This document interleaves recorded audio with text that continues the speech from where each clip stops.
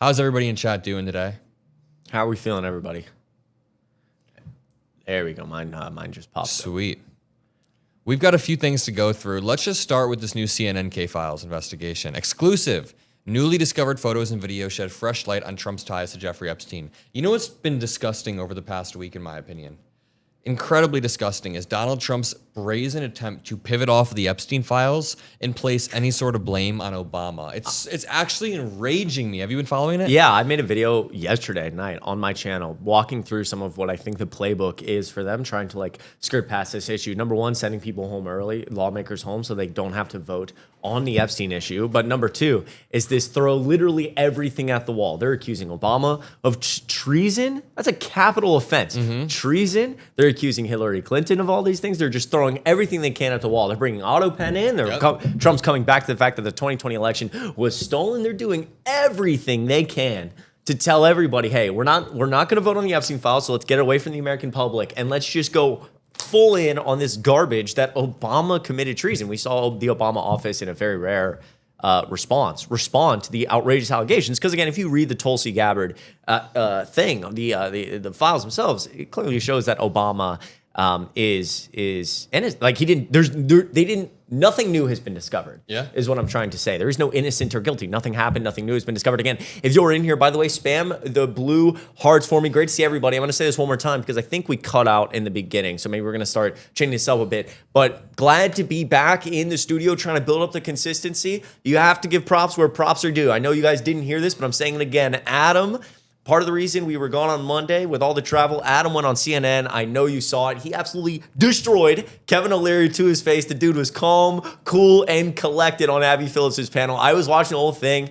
My father texted me, was like, tell Adam, congrats. This guy killed it. So show some love to Adam. We're trying to build up the consistency. Sometimes the travel can be hard. So we appreciate you rocking with us. You're the best, brother. Thank you. Yeah, of course. Back to this, though. Yeah, and the cool thing is that kind of proved what we're building. It totally proved what we're building. I want to talk about the Epstein thing in 1 second because this Obama-Trump thing has been pissing me off all week, basically the Trump part of it. What he's saying about President Obama is pissing me off. He's lying to the American people. He's using the Oval Office to lie. But when we went on CNN, it was cool because it was the first time like Midas touch in the world of CNN have collided, and ended up being in a cool debate panel where I think we came out on top and did well. And it feels like my video after got 1 million views in less than 24 hours, which proves that we can take a show in primetime television and almost double the viewership of it, and then send it back to them and be like, hey, look at what we did. It's a really cool flow, and I think what we're building is just only a tiny part of what's going to be built in the future. And what I mean by that is like, this is a big part, but we are about to be part of a large digital media ecosystem that we are creating. And I think that it's only going to get bigger and bigger. We're on the very beginning of this large thing. 100%. And you've been putting in so much work to the studio and trying to set this all up. We appreciate everybody sticking with us here. I'm excited, man. You've been killing it. So yeah, if you haven't subscribed already, show some love. It goes a long way. Truly. And let's start here. Yeah. So Trump posts fake video showing Obama arrest. Yeah. Now, we cannot talk about this story without pointing out the underlying fact that this is a pure distraction. It is a distraction from the fact that Donald Trump and Jeffrey Epstein are best friends going back decades, that Donald Trump and Jeffrey Epstein would go and party together and they love each other and they would cuddle. But what's going on here is Donald Trump is trying to redirect any blame to what people deem a political enemy, which is President Obama. But he's doing it by spreading election fraud lies. So let me just lay the groundwork on what actually happened. In 2016, there was an intelligence report saying Russia was trying to interfere in our elections using social media, using all of these illegal means such as influencing like how people think, spreading division, spreading lies on social media, all of this, right? There was a whole report. In 2020, this report was also confirmed by Marco Rubio. And it was very simple. Russia is trying to interfere in our elections, but they are not technologically advanced enough to actually hack the machines. Well, Tulsi Gabbard is coming out 8 years later and saying, look, Russia never actually hacked our machines, therefore the Obama administration was lying and they were trying to steal the election by talking about Russia collusion. Well, the Obama administration never made the claim. They never once made the claim that Russia was hacking into the election machines. I read the report. The report just literally says Russia has been making intentional efforts to hurt our election infrastructure, to weaken the, coherence of our society and put Trump into office, but they are not technologically advanced enough to hack the election systems. And Republicans are hoping that nobody even reads that. So, I mean, that's something that I think we need to be relentlessly hammering home. Obama did nothing. Trump is weaponizing the executive branch to target a former president. It is not okay. It actually enrages me. It's disgusting. And again, that was all beautifully said, because nothing about Tulsi Gabbard's report Tulsi Gabbard's report is the same as not only the Intelligence Committee, but also what the Obama administration and Obama intelligence agencies found, which was that, you're right, Russia never directly tried to manipulate votes. But Tulsi Gabbard didn't say anything about the fact that Russia absolutely tried to interfere in our election in other ways. And again, conflating two things, hoping people don't notice. It is truly, like, when you say it enrages you, it is truly such a stain on what the office of the president means for them to be going after somebody like Barack Obama. And again, it goes back to your point, as he's trying to distract from the fact that now CNN has these new photos, which I know you want to talk about Trump and Epstein's relationship. They are throwing, I made a video last night, they're throwing everything they can at the wall. I have never seen Trump and like the Republican media machine this like turned up. Scared. Like, and I talked about it last night. It's like I have never seen Trump. We see Trump levy all sorts of accusations. But just in the Oval Office yesterday, I mean, he went Obama treason, Hillary treason, auto pen, 2020 election rigged, all of it treason. The DOJ's investigating. Then you have the Republican media machine crank it all the way up, and you have arrest Obama trending on Twitter. And it's such a disgrace, And so I hear you're being enraged about it. Do you think that being on it can't be a coincidence that it's on the heels of the CNN reporting of these new photos? Oh, yeah. I mean, he's definitely just desperate to distract in any manner possible. We just learned right now, breaking news, House Oversight Chairman James Comer has issued a subpoena to Ghislaine Maxwell for a deposition that he says will occur on August 11th. But the only thing I'm worried about with these subpoenas are like the perverse incentives in place. Ghislaine has every incentive to help Trump to throw anybody under the bus that is a political enemy. Like, why would she, as she's fishing for a pardon, incriminate Trump if he's in the files? Right, and she wouldn't. And that's why, wow, that is actually stunning breaking news. And again, what they're going to try to do, I think, and this is part of what I made the video of, can you go to the tab I pulled up, if you let me rant for a second, if people are okay with it. The tab on Project 2025, it's a Wikipedia tab. I know it's oddly strange for me to pull that up, but does everybody remember in the chat when we screamed about Project 2025? The idea behind Project 2025 is unitary executive theory, that the Constitution actually intends for the President of the United States to have full and complete control of the executive branch. Normally, three-letter agencies like the DOJ, the FBI, the CDC, the SEC, all these three-letter agencies you hear, the FDA, they're largely independent from the president, shielded from political pressure so they can do their job effectively. Project 2025 argues that actually that's not how the Constitution intended. We should fire a bunch of federal workers. The president can choose who works in those agencies, and they become political arms of the executive branch, essentially largely expanding executive authority. That's exactly what we've seen, right? Donald Trump, for the first time ever, fires a bunch of federal workers and takes these agencies and fills them with loyalists. So I think that people aren't realizing when you're talking, now we just got the breaking news on stream about James Comer talking about having submitting a subpoena to Ghislaine Maxwell, and we have the DOJ talking to Ghislaine Maxwell very quietly. Now that something like the DOJ is a political tool of the president and no longer this independent agency, because never in American history has a president been saying the DOJ is going to do this. The DOJ is going to do this. I want the DOJ to prosecute these people. That doesn't happen. And now it does, because frankly, it's a political arm of the president, and it's part of now this, expanding executive branch. And I say all of that to say that you're right, is what's going to happen, and as we see the DOJ talking to Ghislaine Maxwell, now James Comer doing this, is they're going to say, my fear is that they're going to say, look, this is what President Trump wants. You're facing 20 plus years in prison. You're never going to get out of here. Yep. We'll give you a pardon. We'll let you go live your life freely, which is what obviously anybody in that situation would desperately want. As long as you give us all these names, say that you and Jeffrey Epstein never knew Donald Trump, and we'll let you on your way.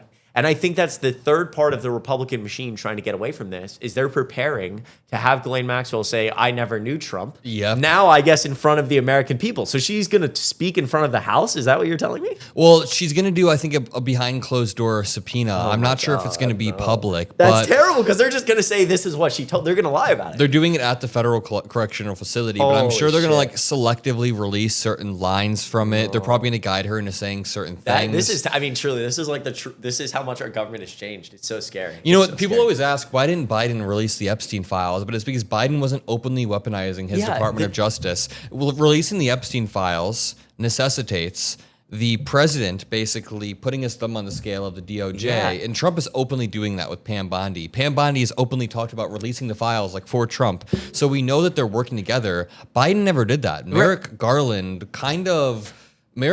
was very careful to not be somebody who was political at the DOJ. You know, a little bit too careful. This is right. This is truly one of my biggest passions right now, is that people do not understand how government worked before Donald Trump, or they have this impression that just is wrong. Why didn't Biden release the Epstein files? Biden didn't get involved in the DOJ like every other president. The DOJ indicted Joe Biden's son. And when they asked him about it on camera, you know what Joe Biden said? He said, that has nothing to do with me. I'm going to trust my DOJ.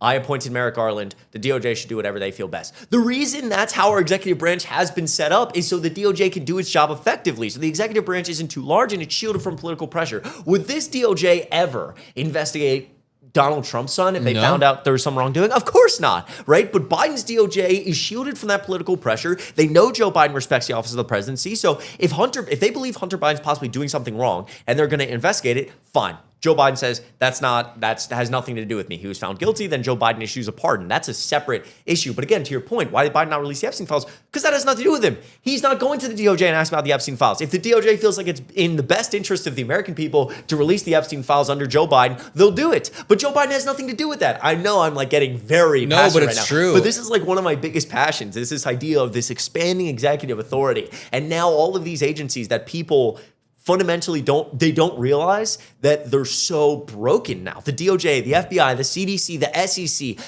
these organizations don't work for us anymore. They are political arms of the president. We just saw Stephen Colbert get fired.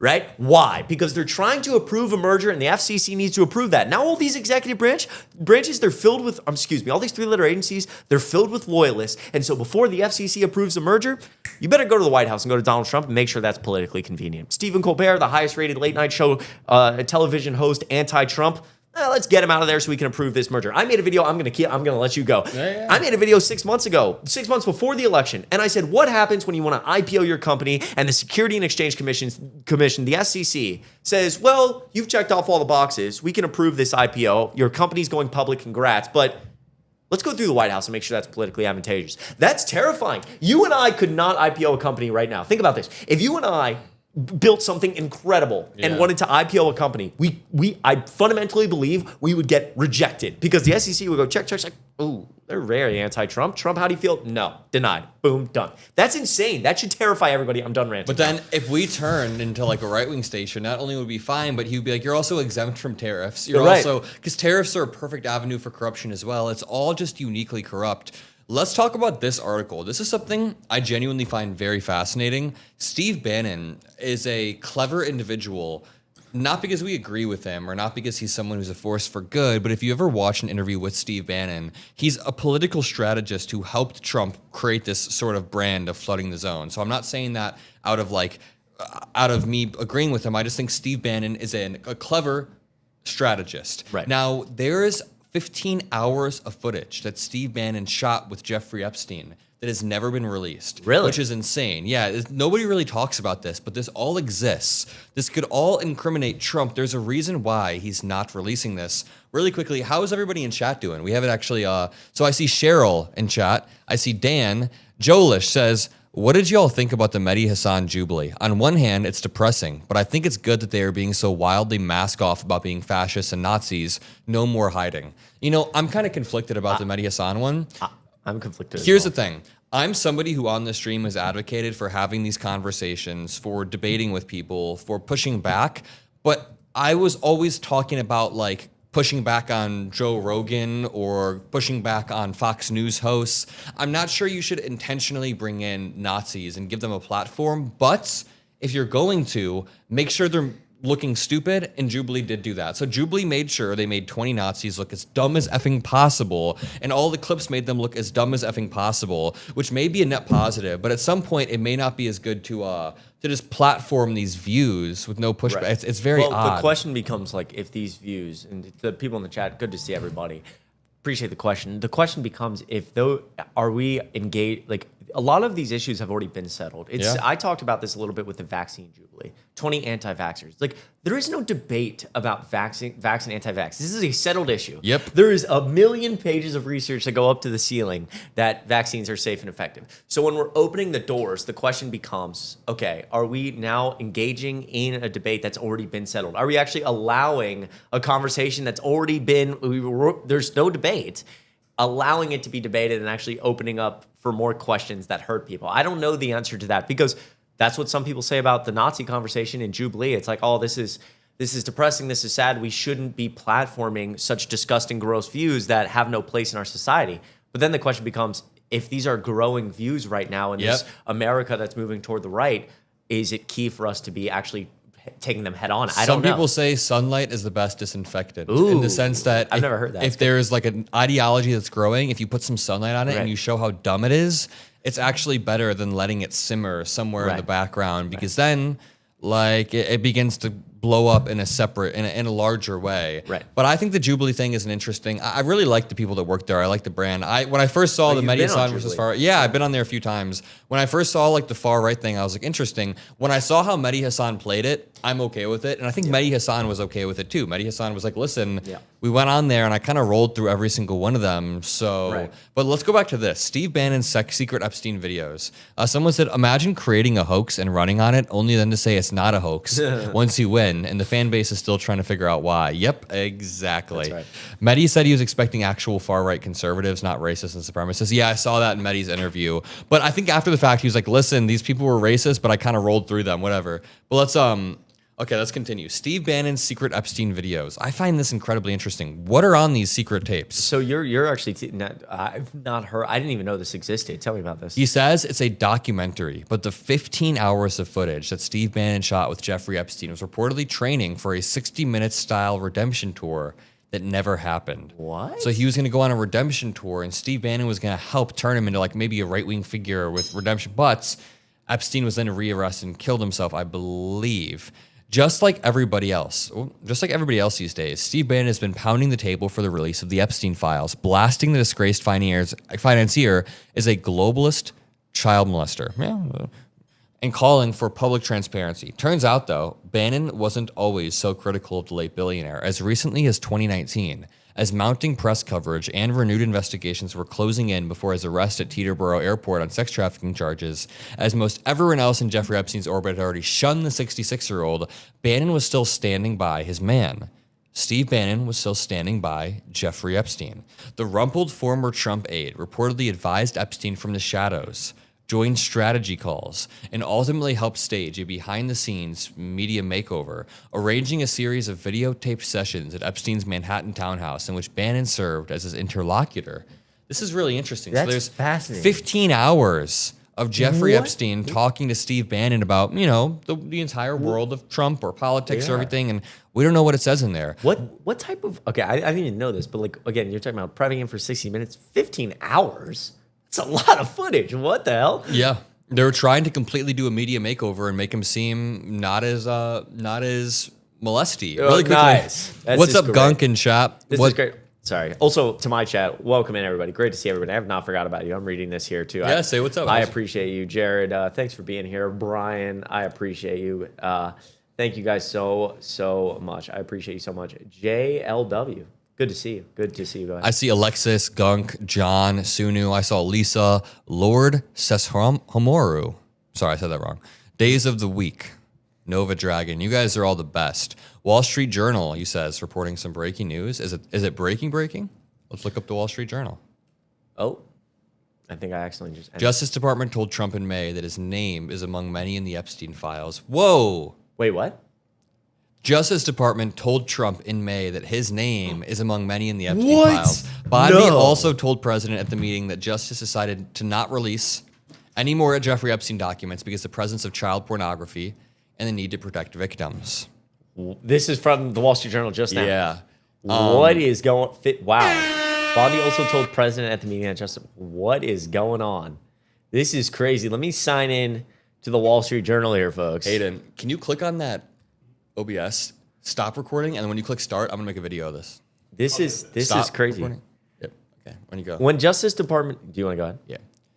All right, we have some major breaking news. Justice Department officials told Trump back in May that his name is among many in the Epstein files. We've been wondering why the timeline worked so perfectly to cover up everything that Trump... One second, let me restart. Sorry, guys, you're watching in real time. Adam, make a YouTube video for you. We're trying to make a full video out of this. All right, let me redo it one more time. All right, breaking news. We just learned that the Justice Department told Trump back in May that his name is among many in the Epstein files. And this happened after the most brazen, blatant cover-up we have ever seen. I'm here with Chris Mowry just to run down the timeline. Pam Bondi gets into office and says, I have the Epstein files sitting on my desk right here. She then sends out a bunch of influencers with binders saying Epstein files, part 1, phase 1. Then when Elon Musk says Donald Trump is in the Epstein files, when Elon Musk tweets that out, apparently they're gone. Over the past 2 weeks, this has made the entire case blow up in Trump's face. We have new letters that Trump wrote to Epstein. We have new photos and videos that were discovered. Like just this morning, I made a story about Jeffrey Epstein going to Donald Trump's 1993 wedding. And Chris, what's the totality of context here? Like Trump also bought a beauty pageant. Trump also, tell me why you need to look at the context altogether when looking at Trump and Jeffrey Epstein's relationship. Yeah, well, I mean, we saw yesterday on CNN. CNN released exclusive photos of Trump attending, I believe, Jeffrey Epstein's second wedding. We've seen Donald Trump consistently, all the time, hang out with Jeffrey Epstein, obviously sending a birthday card. I think you may be more familiar with him and the beauty pageants and the purchase of beauty pageants. I'm actually reading right now the Wall Street Journal story that also not only did the DOJ tell Donald Trump that he was in the Epstein files, but FBI Director Kash Patel has privately told other government officials that Trump's name appeared in the files, according to people close to the administration. So, yeah, I mean, there is no question, I think, in anybody's mind who's living in reality based on their relationship as a whole going back decades. And now with these new CNN photos that they're showing up, he's being invited to his wedding, that they were very, very close. They were good friends. Donald Trump has said that many times. And Trump has talked about walking in the dressing room of beauty pageants he owns. He's talked about grabbing women because they let you do it. So if you look at the totality of how Trump talks, who he keeps around him, the letters that he sends to his sexual predator friends, it becomes increasingly obvious. He told, there's a clip, maybe we can pull it up eventually. There's also a clip of Donald Trump telling a 10-year-old girl that he would be, that quote, I'll be dating you in 10 years. So he's on an escalator talking to a family. There's many instances of Donald Trump being not only close to Epstein, but saying some very questionable is a gracious word to use. And Epstein showed up to his wedding. When I showed this on screen, someone was like, someone was like, ew, is Epstein wearing white jeans to a wedding? Implying that like that's the worst thing Epstein has done. Right. It's like, I think the white jeans are like not the worst thing Epstein has ever done. Right. But to continue, this reads, when Justice Department officials reviewed what Attorney General Pam Bondi called a truckload of documents related to Jeffrey Epstein earlier this year, they discovered that Donald Trump's name appeared multiple times, according to senior administration officials. In May, Bondi and her deputy informed the president at a meeting in the White House that his name was in the Epstein files, the officials said. Many other high-profile figures were named, Trump was told. Being mentioned in the records isn't a sign of wrongdoing, but they had to sit him down and say, listen, you are in the files, and we can almost guarantee that is why they've been acting so incredibly weird. The officials said it was a routine briefing that covered a number of topics and that Trump's appearance in the documents wasn't the focus, but they brought it up. They told him, and since then, there has been an intentional cover-up. Do not let this administration talk about transparency or gaslight about caring about America's children when they are covering up the abuse of children en masse. To continue, they told the president at the meeting that the files contained what officials felt was unverified hearsay about many people, including Trump, who had socialized with Epstein in the past. Some of the officials said, wait a minute. So they're admitting right here there are allegations against Trump in the files. Let me reread this one more time. They told the president at the meeting that the files contained what officials felt was unverified hearsay about many people, including Trump. So people in the files are being, there are allegations against people. There's hearsay against people. There are bad allegations about people, including Trump. That's how I'm reading it, right? Yeah, no, you're correct. And sorry, I was just tweeting just now as this news breaks and we're trying to make videos and content about this.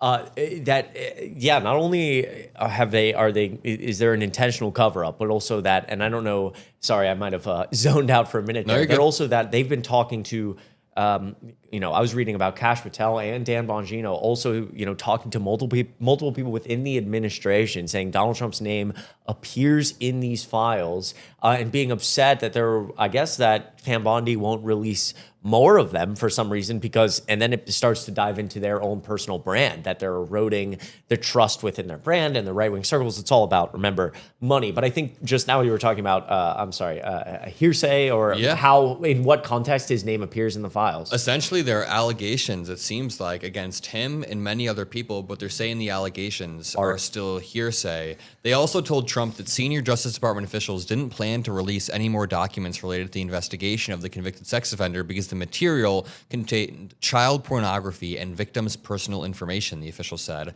Trump said at the meeting he would defer to the Justice Department's decision not to release any files. So this is what we've been saying this entire time. That is nuts that this broke live on stream. We've been saying this entire time. They must have found Trump's name in the files. We've been saying they must have seen Trump's name when going through them, and that is when they rapidly changed from, hey, the files are on our desk, we're about to go through them, to we didn't have files. What happened in that time? They went through the files and they realized that Trump's name is all over them. There are allegations about Trump that are all over them. The meeting set the stage for the high-profile review to come to an end. Bondi said in February that the Epstein client list was sitting on my desk right now to review. And this is also, again, goes to show when we look back at all the reporting that you've done in some of the videos that I've made, is that why Donald Trump has acted like this. We said on the last live stream we did that, if you look at how Donald Trump responds to any accusation against him, he acts fundamentally different than he is right now, and how he has been, especially in the beginning of this, where Donald Trump will walk away at points, was walking away from reporters, now saying, "Oh, focus on Obama," Obama treason, throwing everything at the wall that he can to distract. And at so many points, instead of taking it head on and saying, "Oh, those people are crazy, those people are insane," just attacking over and over. There's been so many points of Donald Trump just deflecting and being like, "I don't want to talk about that. I don't want to talk about that." And you and I have talked about the fact that he's scared. It seems like he's scared. This is not how Donald Trump normally acts. And now we understand why he's scared. Because breaking Wall Street journals, he's in the files. He's like a rat trapped in a corner, basically. Yeah. The Trump admin didn't publicly announce the decision until weeks later. The decision not to release it. When the Justice Department posted a memo on its website, the statement, which was unsigned, stated a thorough review had turned up no list of Epstein's clients, no evidence that would lead to an investigation of uncharged third parties, and no additional documents that merited public disclosure. But after public pressure, apparently there are documents in the form of grand jury testimony, which is what nobody asked for in the first place. Wait. They're not. It wasn't written by Democrats? Yeah, apparently the grand jury testimony wasn't an Obama hoax. Dude. So if I was a Trump supporter right now, I'd actually be so confused. It was. So at first the client list was on her desk, but then it doesn't exist. But then it does exist and it's an Obama thing. But then, you know what? We are going to release the grand jury testimony, which had nothing to do with Obama. What in the hell? If I still if I was a MAGA supporter, at the bare minimum, I'd be so confused about what is a file? I mean, what are we doing here? We went from no files, there are files, there are no files, there's some files. Actually, all the files were written by Obama. Who even cares about these files? It's so disgusting. It's like, what is going on? It's so disgusting that Trump is now trying to pivot over to Obama at every single step. When Obama didn't do anything. Leave Obama out of this. He's not doing anything, but Trump is trying to make it seem like Obama stole the 2016 election. He's making up all these lies. I tweeted something out like, you would have to be in the bottom 1 percentile of IQ in this country if you believe that Obama stole the election. And if you're falling for this blatant distraction, there's no evidence of Obama doing anything whatsoever. So Trump tries to divert attention. It's interesting that he does the thing that the reason that he got into this mess and the reason the Epstein files are different, obviously we've said many times, is because, Donald Trump is supposed to be this outsider, this person who's going to expose the deep state. I will tell you what other politicians won't. And he gets in, and now the Epstein files aren't released, and that's why it's been so hard for, as opposed to literally any other issue, because he lies so often. His base doesn't care. His core base really cares about this, and that's why we've seen some of the divide. But it's interesting, you just said it, and I realized it, that his distraction method is going back to this idea that they just found out more about the deep state and they're going to expose it. He's almost re-engaging the base on like the issue they care about the most, which is he's an outsider and he's going to expose all the people that have tried to ruin your life and my life. So he's almost like using the same like reason his base is enraged to distract them. Well, he's using divisiveness. He's using as much divisiveness as possible. So once the general public was aligned on an issue, once people were like, hey, we have bipartisan agreement that the Epstein files should be released, he decides to pivot and laser focus on the most divisive issues possible, which would be Obama rigged the election, crooked Hillary Clinton. Now he's trying to pivot back over to immigration and try to divide people on immigration rather than talking about the main core issue. There was a clip of him directly saying, like, why are you talking about this stuff regarding, really meaning Epstein, when we could be talking about crooked Obama? Right. And it's like, dude, you're just desperate. See, regarding this story, Stephen Chung, the White House communications director, said, this is another fake story. Just like the previous story by the Wall Street Journal, they're just deflecting. If you had to be in your day-to-day life, do you think it'd be easy if you could argue like a Trump supporter about literally anything? Like if your mom or your brother or your best friend was like, Adam, you did this. Here's a video of you like saying that I'm you hate me, or telling your best friends like, Adam, you talk shit about me. Here's a video of you saying I hate my best friend. You should be like, that's fake. I didn't do that. Never happened. That video, it's not me. And you could just do that for everything in life. It's just like my producer's like, Adam, the dishes haven't been done in 2 weeks. And I'm like, yeah, they have. They're literally done. Yeah. And I'm like, dude, I'm pretty sure Obama came in here and used all of our dishes after I cleaned them. I'm pretty sure Obama made lasagna and basically just didn't wash the dishes after. That's right. You can just effing Obama, dude. That's essentially what they're doing. Yeah, speaking of Obama, Adam, look at this. I love that photo. Look at this portrait of Adam and Obama here. I think you can see that. We were talking about...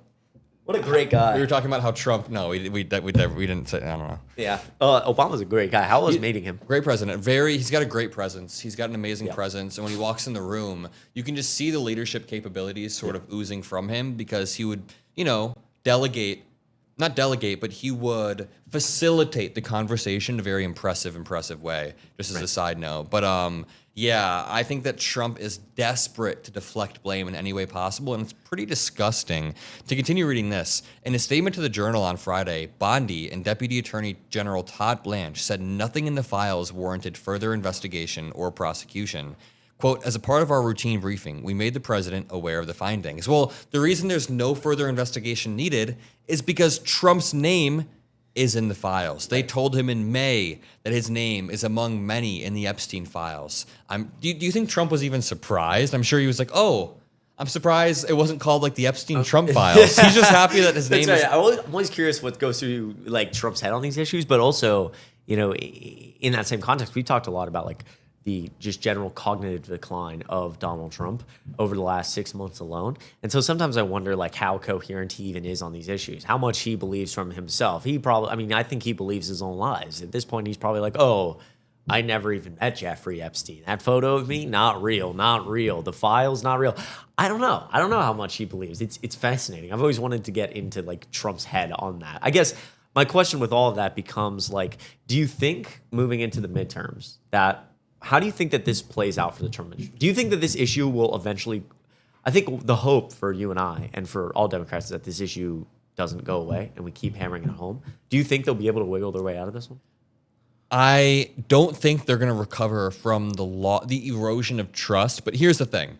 Will the Jeffrey Epstein issue change the result of the midterms? I'm not sure. I think people are focused on other issues if you look at polling, but that doesn't mean it's not important. People can care about a few things at one time, including Jeffrey Epstein and the price of groceries. And what Jeffrey Epstein is doing is illuminating a light on the corruption, the lack of transparency, and the overall weirdness of this administration. And that goes downstream. So once people are laser focusing on... I'm going to let you keep speaking. The weirdness of this administration. Once people are realizing this admin is not only weird, but corrupt, they'll be able to look at the economy and see the same thing there. They'll say, why am I struggling while the Trump admin is covering up the Epstein files? Why is Trump getting a $400 million jet and getting rich off of crypto while we're struggling? So will the Epstein files in themselves change the result of the election? No. But I do think they will open people's eyes to how this administration functions. Because now I have MAGA friends saying, listen, I didn't really view Trump as that unhinged until the whole Epstein thing. Now I'm beginning to realize, like, holy shit, this dude is really unhinged. And it's like, yes, now that your eyes are open, just use that.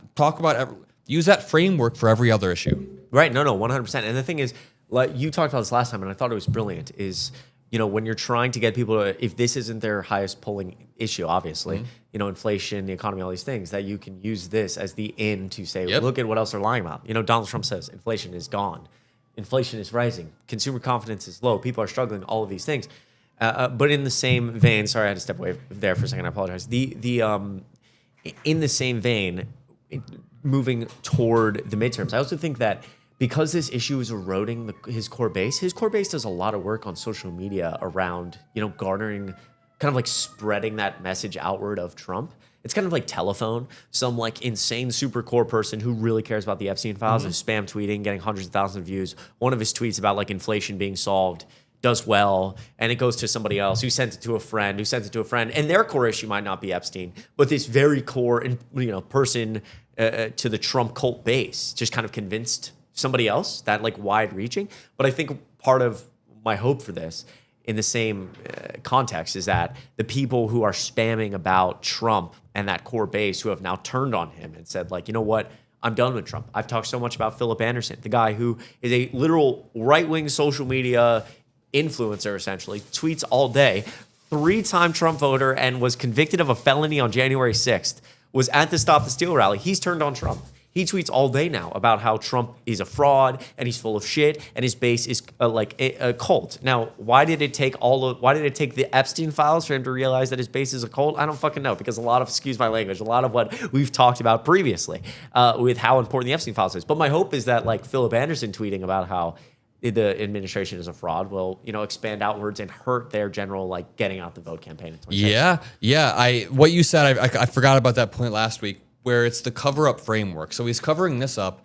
What else is he covering up? Right. A health issue? They were kind of covering up a health issue. No one's talking about that anymore. What else is he covering up? The Iran strikes weren't as successful as they thought. So it's interesting how as we get new photos, as we get new videos, it only cements the fact that Donald Trump was covering this up. We have a new article, again, that the Justice Department told Trump in May that his name was among the files.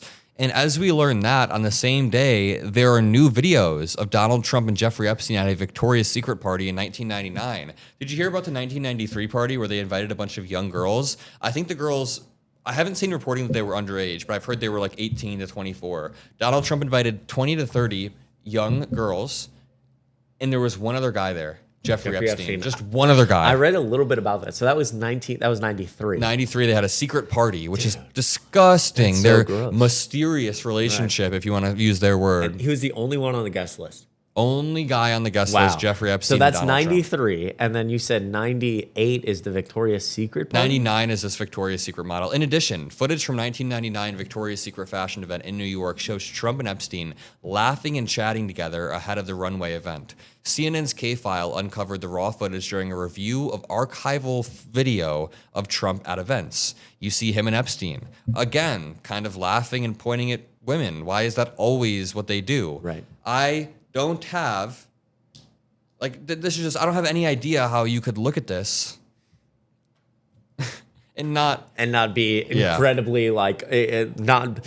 Again, Donald Trump's only defense is like, that's not me. That's essentially like they caught him in 4K. Or when you're a star, they let you do it. Yeah, right. Really, based on his past comments. Also, Ed, thank you so much for the $10 super chat in my chat. Chris and Adam, you are my favorite fake news sources. Thanks for the truth. I love you, Ed. Thank you so much. And it's so good to see everyone in Adam's chat over here. You guys have been showing so much love. Spam the hearts. Share the live. Share the live if you haven't. Ed, I think Ed just sent the same. Oh, Ed, thank you so much. Maybe send the live to your MAGA grandma. Be like, hey, look at these two young guys spreading the truth.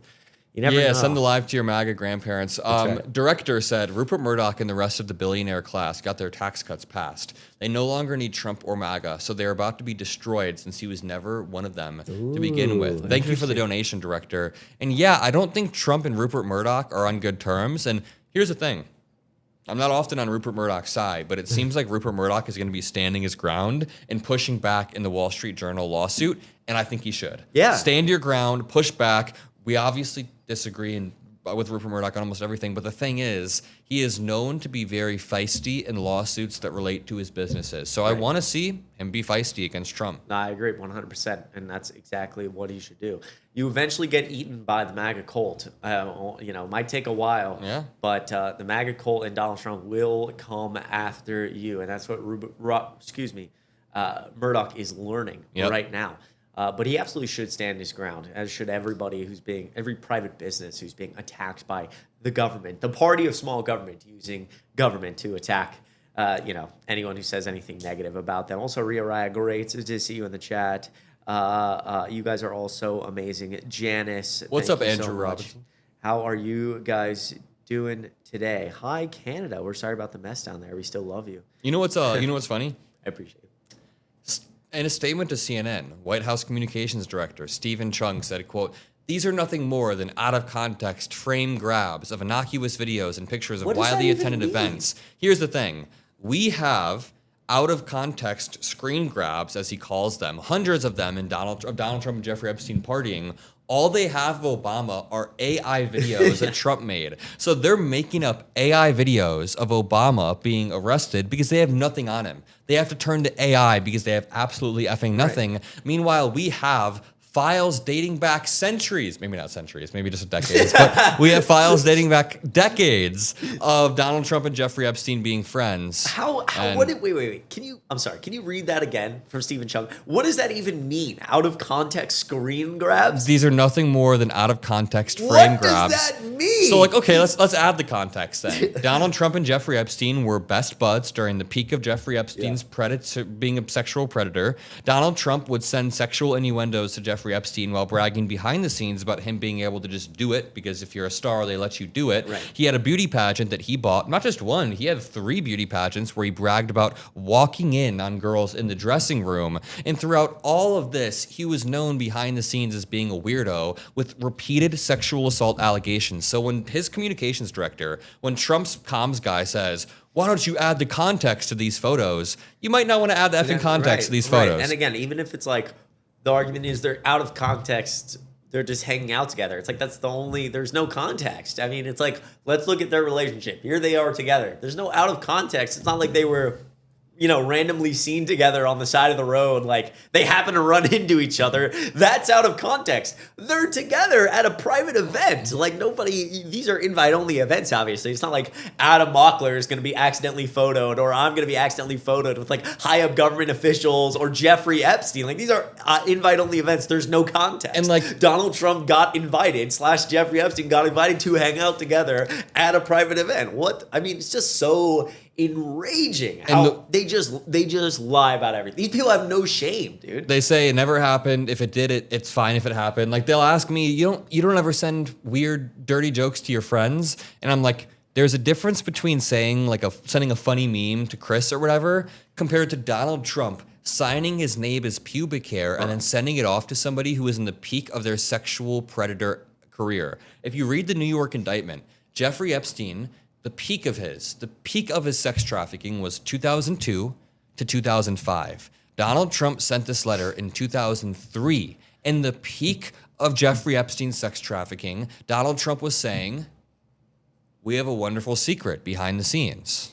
We have a wonderful secret. What could that possibly be? We're more alike than we know," which is absolutely insane. So that's the added context right there. Right. When Trump supporters try to say, "Hey, it's not that big of a deal," look at all the context. It's a big deal. It's a big deal.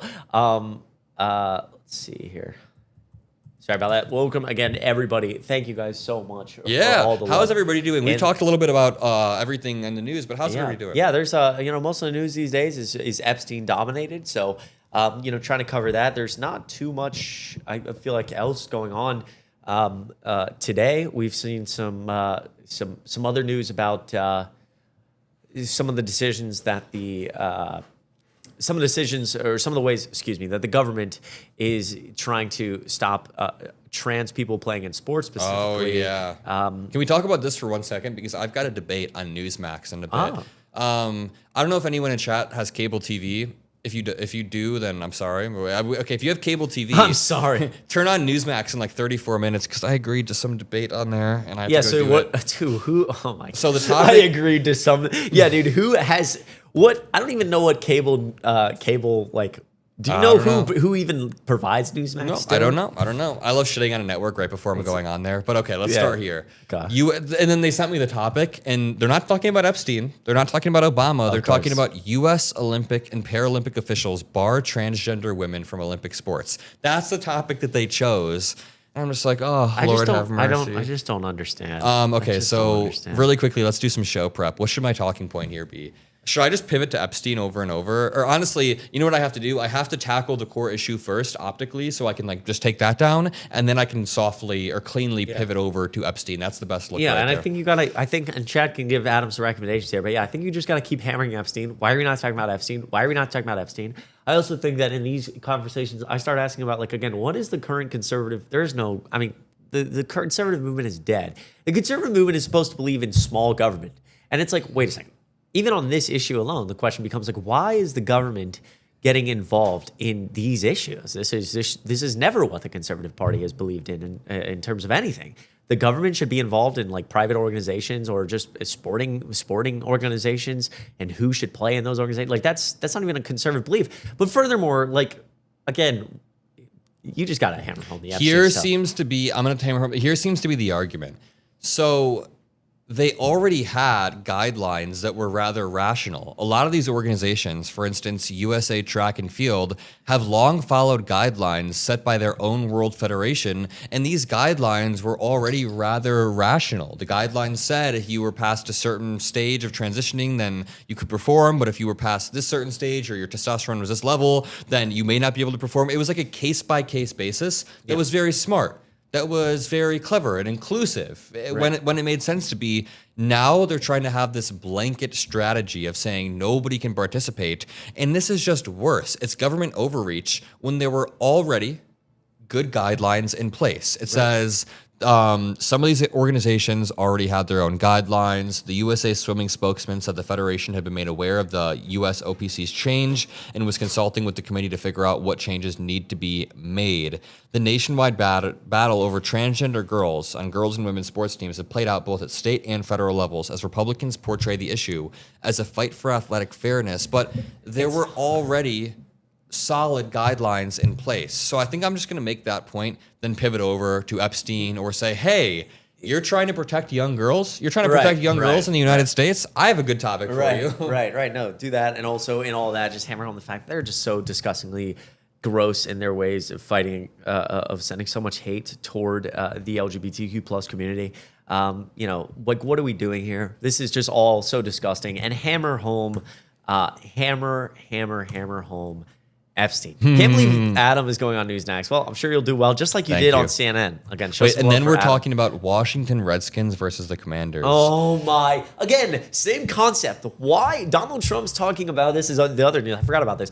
Donald Trump is threatening to basically hurt or stop some deal that's going in for a new stadium for the Washington Commanders if they don't change their name back to the Redskins. What do we do? Why is the government involved in? Why is the executive branch and the president of the United States dealing with a private sports team and forcing them to make a decision about their name?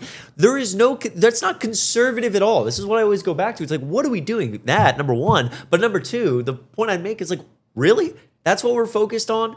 Not only with the Epstein files going on, but inflation is rising now. We see money is flowing into Europe from, businesses are not confident in the future of the American economy, so they're all flowing tons of dollars into Europe. Consumer confidence is extremely low. Like people are still struggling with the issues Donald Trump promised. His whole campaign was about the economy, and he's done nothing for it. What about 90 deals? You want to talk about the Washington Commanders? What about 90 deals in 90 days? How many deals do we have, Adam? Is it 90? Nope. It's not 90. I don't even think it's 3. Is it 50? Is it 40? It's not even 5, dude. Like, what are we doing? Why are we like the ability to pivot on these culture, frankly, bullshit issues to try to distract from what Americans actually care about? And furthermore, why, as somebody who believes in bigger government as a Democrat, I am not supportive of the federal government getting involved in issues about a sports team's name.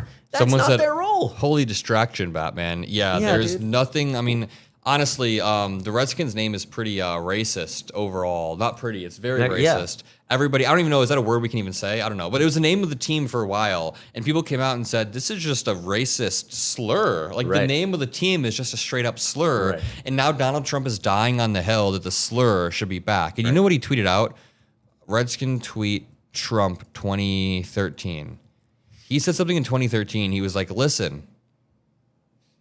Listen, he said in 2013, governments should not be telling the Washington Redskins to change their name. What the fuck? Our country has far bigger problems. Focus on them, not this nonsense. That's what I'm going to bring up on the, like, dude, what in the absolute hell? And Newsmax obviously won't bring up this part, but Donald Trump said the president shouldn't be talking about the Washington Redskins. There's always a tweet for it. There's always a tweet. There's always does the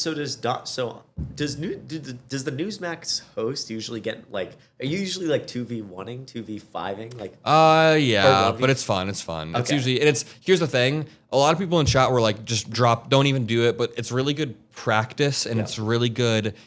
It's like, if you're a sports player and you're going into these big matches or whatever, I'm just like a basketball player, the same thing. No, but sports players, you got to be prepared. Bro. You got to practice. You got to do the smaller matches. You got to do scrimmages. You got to do stuff. You got to take some losses. That's right. You got to have some embarrassing moments. Right. And then practice in the dark when no one's watching on Newsmax because they get, because literally no one's watching. Yeah, I don't know who is watching. I mean, my grandparents are like mad. They don't even watch Newsmax. We should look up Newsmax's. No, but you got to practice for then when you go on CNN, you're ready to cook. Yeah. So then I have the frameworks for the arguments and everything. That's right. Newsmax had a viewership of an increase in 50% increase in total viewers in the first quarter of 2025 compared to the same period last year. They must have. Specifically, they reached 33.6 million viewers in Q1 2025. We get more viewers than Newsmax by far. You guys are like the Machra Media channel. So in one quarter, they pulled 36 million views. In one quarter, we pulled like 200 million views. We like 5 times their fucking. That's my boy. We are bigger than Newsmax as an organization. That's right. That's why you're just going in, cooking in the dark. On that note, I think we can begin to wrap down the stream. Yeah. It was a great one, and we're going to be coming back Friday. I have a few asks really quickly. First of all, go check out Chris D. Mowry on YouTube, Chris D. Mowry on TikTok, Instagram. He's on all platforms. And then my ask to you is, go back to my channel, check out that CNN video that I posted. It's at 1.1 million views. I'm going to try to get it to 1.2, 1.3 million views, send it around to some producers and say, look it.